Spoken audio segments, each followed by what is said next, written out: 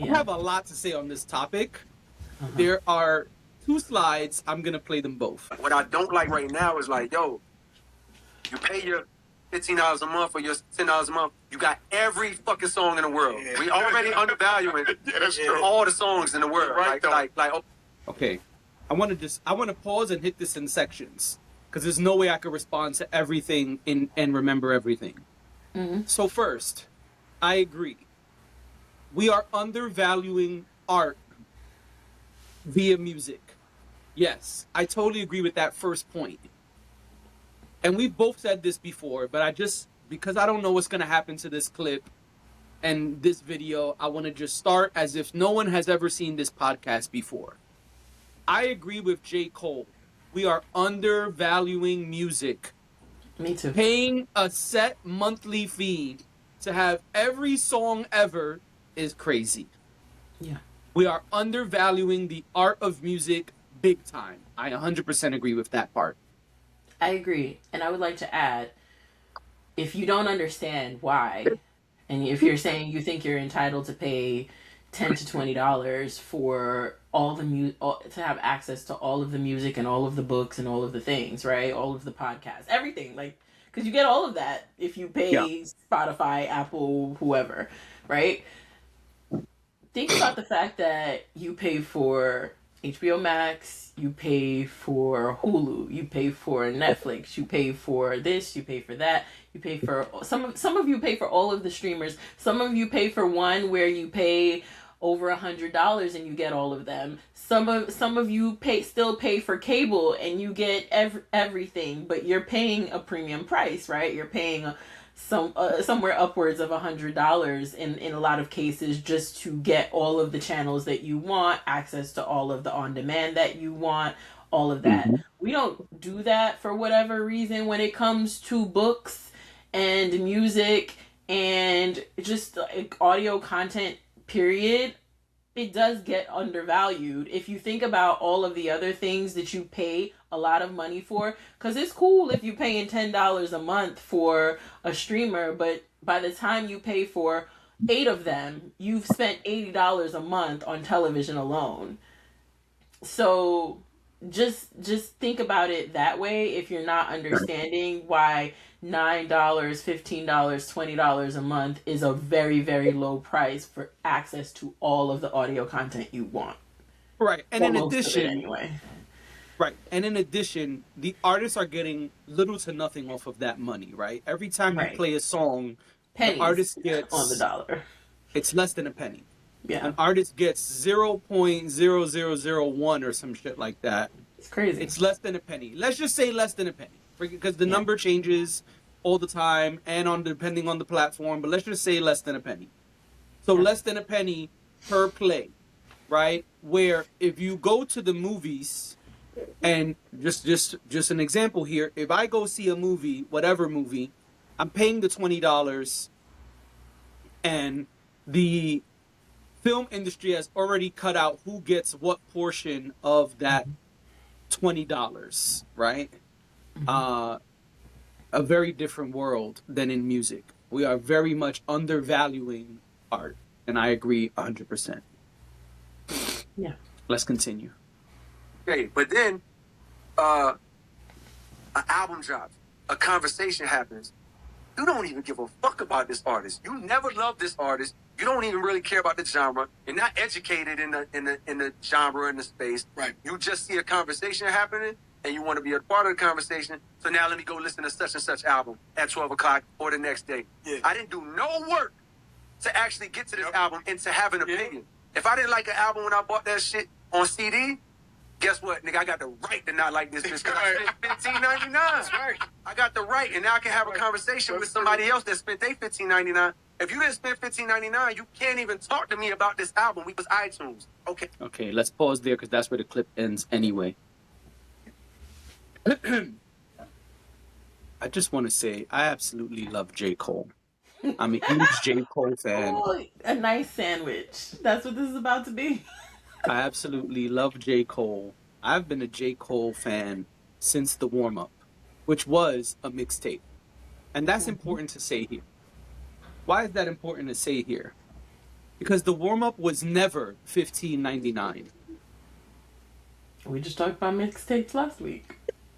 The mixtape that J. Cole released, which was his second mixtape, that's when I found out about J. Cole on the warm-up. We didn't have to pay for the warm-up. It was a mixtape. And even if you did have to pay for it, you paid like $5. Not $15.99. So already, J. Cole, in his own history of art and music, is absolutely wrong about what he said himself. Forget about everybody else. Just if you go to the history of J. Cole first was out in mixtapes. Yeah. Now, for those who do not know, because maybe you're too young, or maybe you found out about J. Cole later on, I don't know. But during this time of mixtapes, these mixtapes were available for free online. Yep. So when you first heard J. Cole, the first time that music touched your ears, you didn't have to pay for it. No. So that's my first problem with what J. Cole is saying. The first time you hear a lot of artists, you didn't have to pay for it. J. Cole came up in the era of downloads. This is when we were just downloading shit from torrent websites. It already passed the Napster era. Now we were just downloading in bulk from torrent websites. But let's go back a little bit, right? Let's go back. Let's just pause and let's go back a little bit. J. Cole is both right and wrong. Yes, we did have to pay $15.99 or $10.99 for a CD at one point. Right. At one point. However, at that same time, there was something called a bootleg CD. And most of us were not buying the physical, real release. There were plenty of people who were. But in the hood, which is where we come from, many of us were going to get the mixtape from the we're going to get the bootleg from the bootleg spot for $5. Oh yeah, and there are plenty of rappers and music artists, hip hop artists, whoever who have said, yeah, like I couldn't even afford to buy. I really wanted this CD from my favorite artist or this artist that I really wanted to hear, and I couldn't afford it. So I went to the guy on the corner of Court Street and whatever, and got 3 CDs for $6. 3 CDs for $6. Exactly. You know what I mean? Like we used to do 3 for $10. $5 whatever each, it was, or 3 for $10. I know you could get. No, I'm just sharing my experience. I'm not saying you wrong. I'm just saying on Knickerbocker Ave, you know what I'm saying? On Knickerbocker Ave in Brooklyn, you know what I'm saying? Bushwick, Brooklyn, homeboy will hook you up 3 for $10. For me, it was like it would be when I would go to buy a sneaker. Because you would go downtown Brooklyn to buy sneakers, and then all the dudes would be selling the books and they would be selling the CDs. Right. And you could get books for like $5. You could get a CD for $5. Really, you get all your media for under $20 if you really wanted to.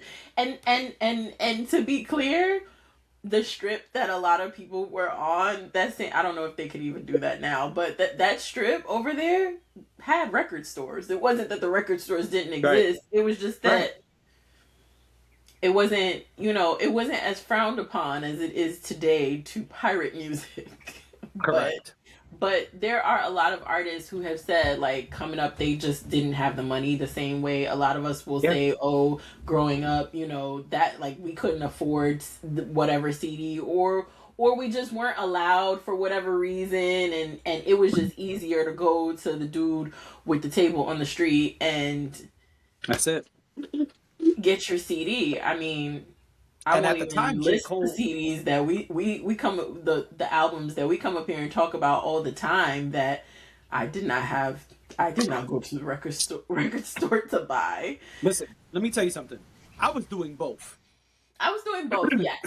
Yes, but there were some that I clearly remember. It was just that little sheet of It wasn't an actual. It wasn't the actual CD booklet. It was just that You little got a sheet sheet that was a with the track printout of list the album cover, and and the they track just list. slid it in there. And you gotta hope that they put the track list on the back If insert of not, the CD, because you didn't know sometimes the it wasn't names. there.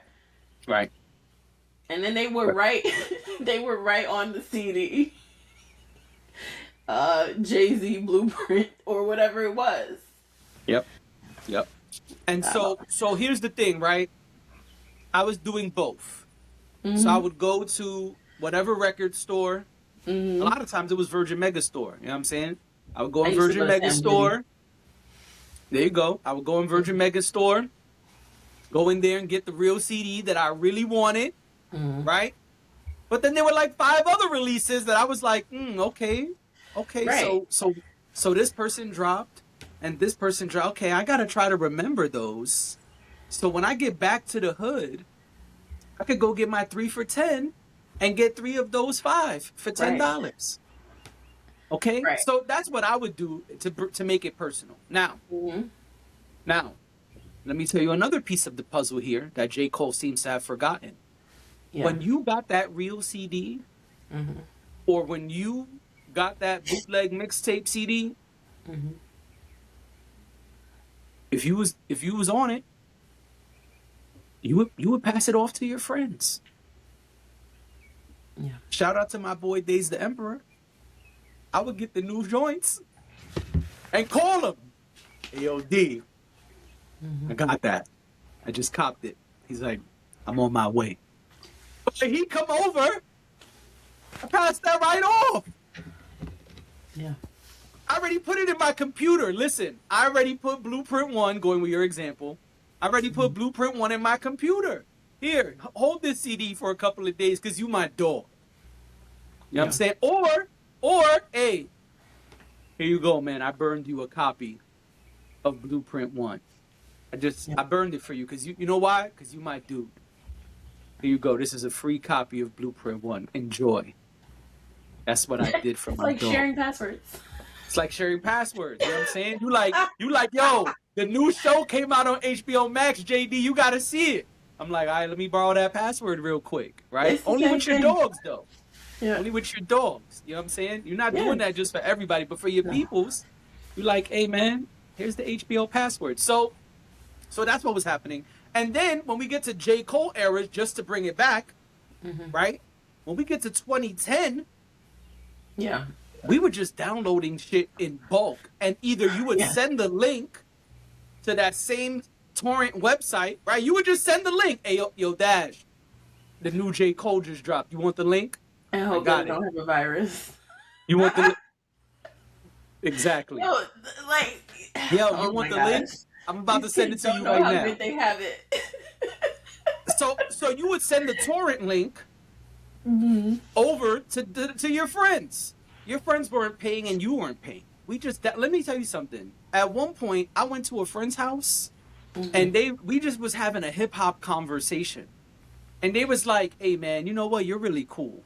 Next time you come, bring your external hard drive. I said, oh, you got some shit for me? It was like, I have like every hip hop album ever. I just downloaded them all from a torrent website. I'm not going to say who it was, just in case we could get arrested today. One. We were all on that same one.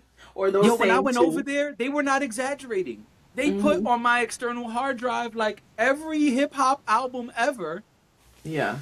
Free. It was free. They downloaded it from a torrent website. This is what was happening. And by the way, this was in like 2011. So what I'm telling you is J. Cole is right and wrong at the same time. And the last part is he said, you couldn't even weigh in if you didn't pay your $15.99. That's not true. Because we were downloading from the torrent websites, or we were buying the mixtape, or we would just share it with our friends. And then when you went to school, or you got on the phone, or you were on the corner of the block hanging out, you would have those same discussions. The difference is they weren't on camera. This thing right here, it wasn't on. That's all. But according to him, the implication here is that you earned it because you paid for it. You earned the right to critique. You earned the right to have an opinion. And that's where he's wrong. because we weren't paying And for it. yeah, I just wanted to bring it back to that. I disagree with that. As someone who sits here several days a week and critiques music and movies Oh, and and he's gonna whatever get to else, us in the next slide. I just feel like you're asking for too much here, because yes, we all do pay to access your music, and I think that's what people will probably say to us, right? We pay for access to it. We don't necessarily we don't pay to own it. We pay to access it. Right. And I I am allowed, as someone who may not have listened to the warm up back in whatever year it came out, that doesn't mean I don't have a right to listen to J. Cole in 2026 and have an opinion about it. That I think that you are trying to intellectualize music, which is something that is accessible to all. You can't do that. You can say it, you can have that opinion, but you can't do that, because then it takes away, and I think that goes against everything that J. Cole believes. To me, it takes away accessibility when you take that stance that he's taking. I think it takes away the accessibility of it, and music should be available to everyone. It is a part of the arts, whether it's hip hop or it's classical music or it's country music or whatever it is. It should be accessible to all of us. Art should be accessible to all, and I'm a strong believer in that. And I'm never going to say that art should be gatekept. I don't believe that at all. Gotcha. All right, let's hit this next slide. Mm-hmm. You can't have a conversation. You didn't do the work. You didn't make any type of investment. Now, you don't love this nigga. You just listened to his album. You don't even like this person. But to be a part of the conversation and to have an opinion, let me go listen to this shit. Yeah. All right, I'm pausing it. J. Cole, when we went and spent the $5 for the mixtape, for the bootleg, excuse me, when we went to the torrent website and downloaded it, or when we went to that Piff and downloaded the mixtape for free, you didn't have to care about the person. And let me take it further. There was a professional place when I was younger called Vibe Magazine. And Vibe Magazine would take every new hip-hop release that was big, and they would give it mics. They had a rating system. Oh, yeah, and you would listen to it. You would listen. They would listen to the album. They would critique the album, and they would give it mics. They had a 5-mic rating system. This is for, I know J. Cole knows this, but this for the people who may not know this, or just maybe you forgot, because it was a long, long time ago in the galaxy far, far away, right? That's copyright, as my daughter would say. But how are you even gonna get to the point where you like something if you're being told that you can't listen to it to critique but that's it? why I just don't understand. Like, I would never get to the point where I like an artist if I didn't go out and listen for the first time. And that's exactly where I was going next, because I don't understand what if I never about. heard of J. Cole before, right? When Days the Emperor said to me, "Hey, you got to hear this new guy. His name is J. Cole." I didn't love J. Cole. In fact, how would you love a person, like you're saying? How would you grow to love a person if you never heard their shit? How would you ever listen to any new artist? Yeah. Right? I mean, if you said, "Hey, I heard the single on the radio," which that don't even exist today, but let's just say back then, the same time we're talking about, the J. Cole songs were not playing on the radio. The warm up was not on the radio. So how would I even give J. Cole a chance if I didn't love him? The requirement was never to love the person you listen to. That never was the requirement. The requirement was to have some level of interest. And his argument here is that you don't have interest, you just want to be part of the conversation. Well, that means you have interest. It means even if you didn't know the new J. Cole album came out today, if you didn't know the Fall Off came out, but you went on Twitter, and as you were scrolling, you saw people talking about the Fall Off, and you wanted to be part of the conversation, you were interested enough to go give it a listen. So you had a level of interest. J. Cole, you're wrong. He's also I want to try to dig deeper. I know we don't have a lot of time, but I want to try to dig deeper and say that I think that J. Cole is probably, when he's making this argument, he's probably leaning towards the naysayers, or leaning towards people who a discussion about people who speak about hip hop and don't know about hip hop, or speak about He's talking him about us, not and me and you don't know about. specifically. No, I know, But and he's who don't talking know about about him. podcasters, YouTuber reacting channels, Right. streamers. Those are the people he's talking about. And I can understand that there are a lot of people out there who have opinions about things that are misguided or uninformed. I respect that perspective, because I do agree, as someone who sits here and like tries to have conversations about things on a daily basis.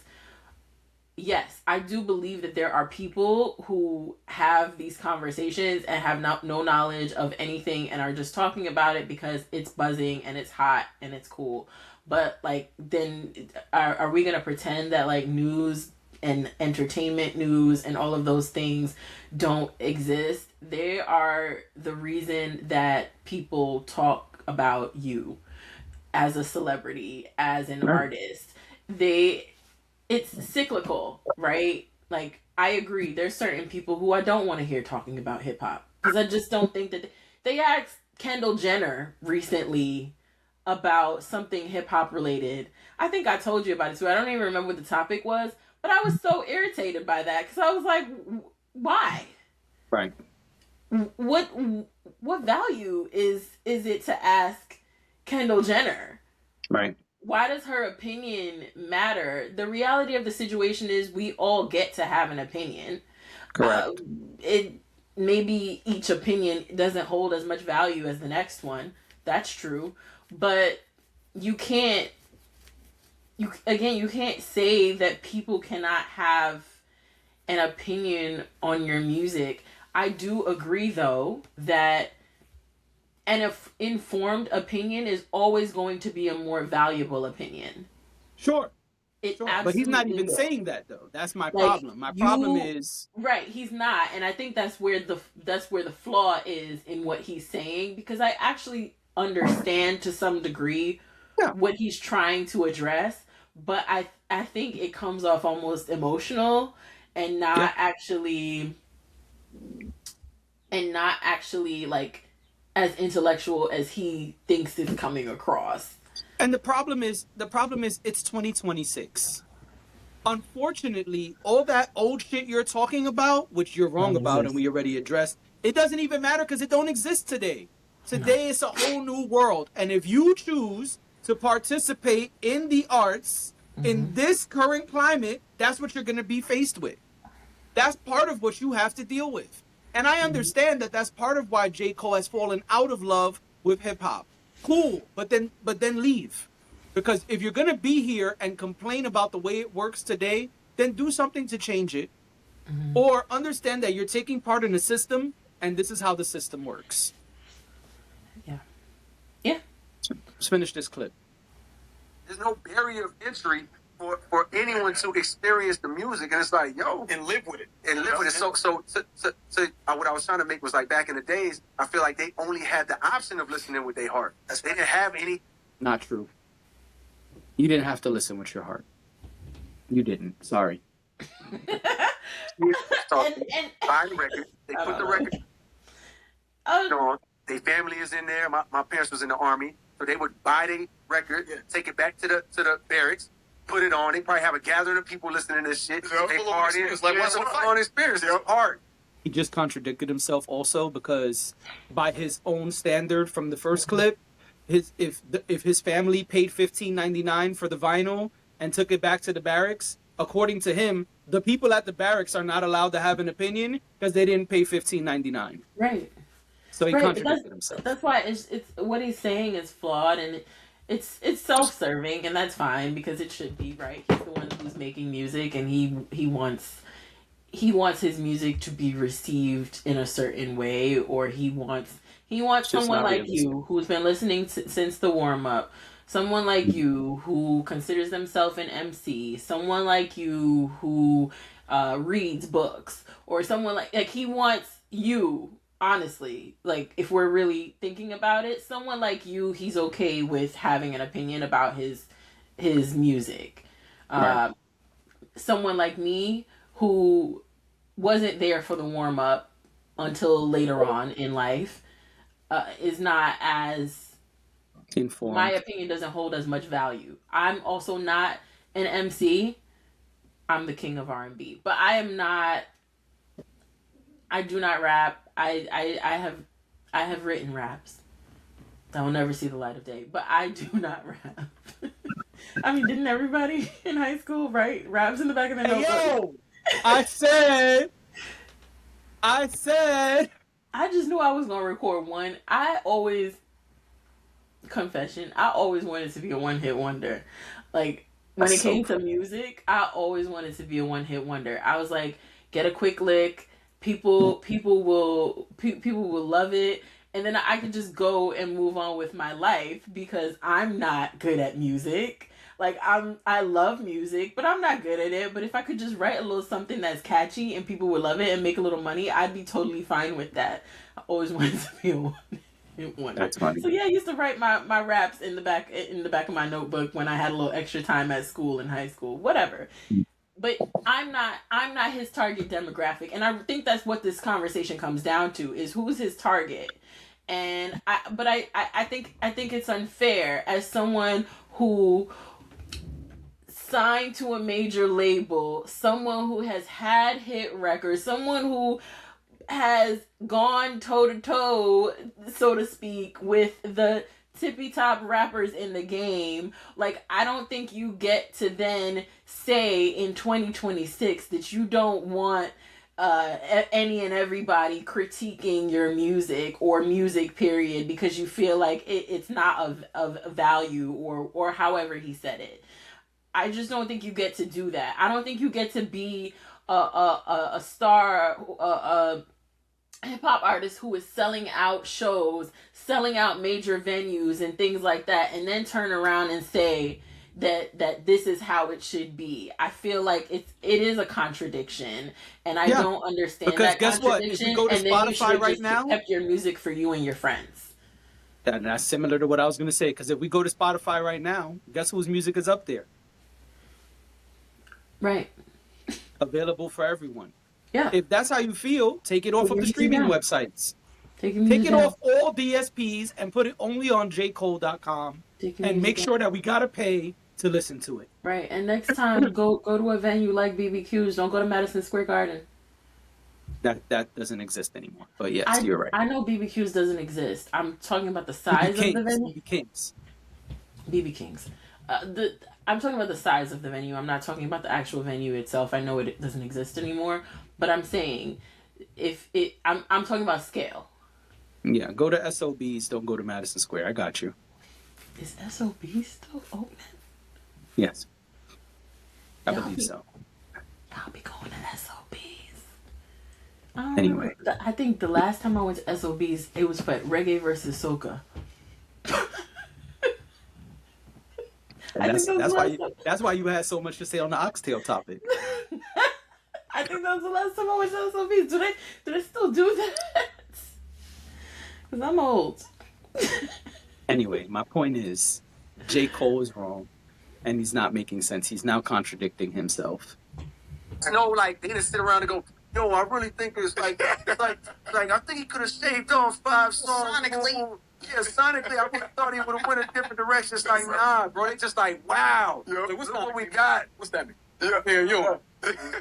Hell yeah. So we can't have a conversation. And that was him mocking podcasters, by the way. Oh, well. Yeah. Oh, well. I think we made our points. And I feel for J. Cole. I do. Because more and more, the song Middle Child resonates with me. Not because I didn't like the song. I've always loved the song. But more and more you can hear that J. Cole, well, I'm not a middle child, but hear me out. You can hear that J. Cole is torn between these two worlds. He's torn between the hip hop he grew up with and the time he grew up with, and the time that it is now, because he feels like he's in the middle of those two and he's torn. He's being pulled in both directions, which is a lot of what he's saying on Middle Child. I was just waiting for you to disrespect my people so I could defend us. No, not at all. Not at all. No beef for Middle Child. I too. No, I'm a that's middle just child. no. I think that becomes more and more clear as we hear J. Cole talk. You can see that he's torn between these two eras of hip hop. The one he loved and grew up on, and the one he's kind of in right now, Yeah. but don't really love. And as he keeps saying, has fallen out of love with. And so I think him being somewhere in the middle is what's fucking him up. And you can hear it more and more as you hear him talk. Yeah.